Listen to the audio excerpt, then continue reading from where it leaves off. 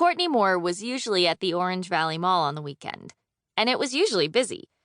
But on the last Sunday in May, it was absolutely packed. People streamed around her outside the mall's main entrance, where she stood below a banner that read, "Hands Across America." Courtney was trying to hand out buttons, but no one seemed to notice her. Courtney's best friend, Sarah Barrett, on the other hand, didn't have any trouble getting people's attention.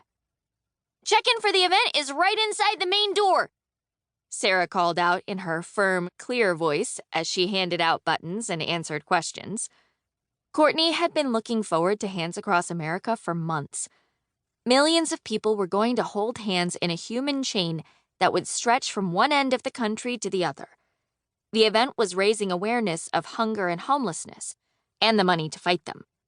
Courtney and Sarah had each saved $10 of their allowance to pay for their places in line. Now they both wore a white t-shirt with the Hands Across America logo, a red and blue outline of the United States with silhouettes of people holding hands from coast to coast. Sarah's mom was one of the main organizers in Orange Valley, and she'd asked Sarah and Courtney if they'd help on the day of the event. Both girls had said yes immediately. Courtney knew it was her chance to do something important, just like space explorer Crystal Starshooter. Ever since Courtney had invented the video game hero, she'd been looking for ways to be like Crystal in the real world. Crystal was brave and bold, and her mission was to make the world a better place. As Courtney offered a button to an elderly woman, she pictured herself as Crystal Starshooter, organizer of Energy Across the Galaxy, an epic event to join forces with beings throughout the universe. Crystal had created a floppy disk that would generate intergalactic energy to sustain all planets. She was delivering the last disk to the outer reaches of the cosmos. On her signal, all the disks would activate, connecting power and assuring that all life forms would have the energy they needed to feed their populations. "It's time!" Crystal Starshooter announced over the Galacticum. "Raise your disks in 3, 2... Courtney? Courtney!" It was Sarah. "Didn't you hear the announcement? It's time to get in line." Courtney blushed. Yeah, let's go." Courtney and Sarah hurried around the building and found Courtney's family at their meeting spot outside the entrance to JCPenney. Courtney's stepsister Tina was sitting on a curb under a tree, looking at earrings from a Claire's bag in her lap.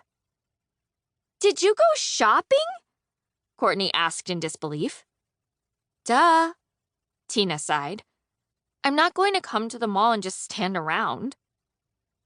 Mike, Tina's dad, laughed. "The stores appreciate your dedication."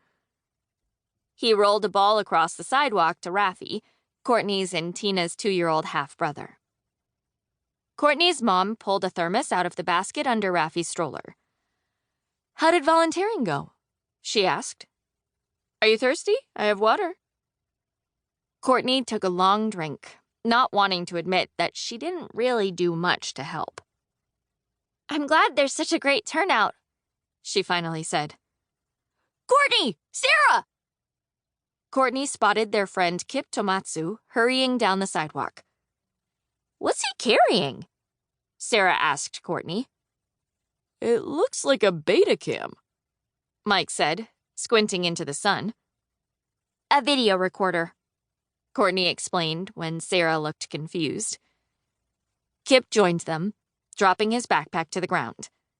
"Isn't this cool?" he said, setting the bulky camera down gently. "My dad let me borrow it to record the event. I already got footage of you two in front of the building." "That's awesome," Sarah said. "I can't wait to see it." Courtney grimaced at the thought of watching herself hand out buttons. Sarah's mom's voice came over a loudspeaker. She announced that it was 11:58 a.m. "We'll begin in 2 minutes. Please take the hands of the people beside you." As Courtney took Sarah's and Raffi's hands, she couldn't help but think about her dad. He'd planned to be there, but something had come up at work. Dad had gotten a new job at the beginning of the year, and now lived 3 hours away. It wasn't as easy for him to just meet Courtney at the mall anymore. Courtney was sad that he wasn't standing next to her.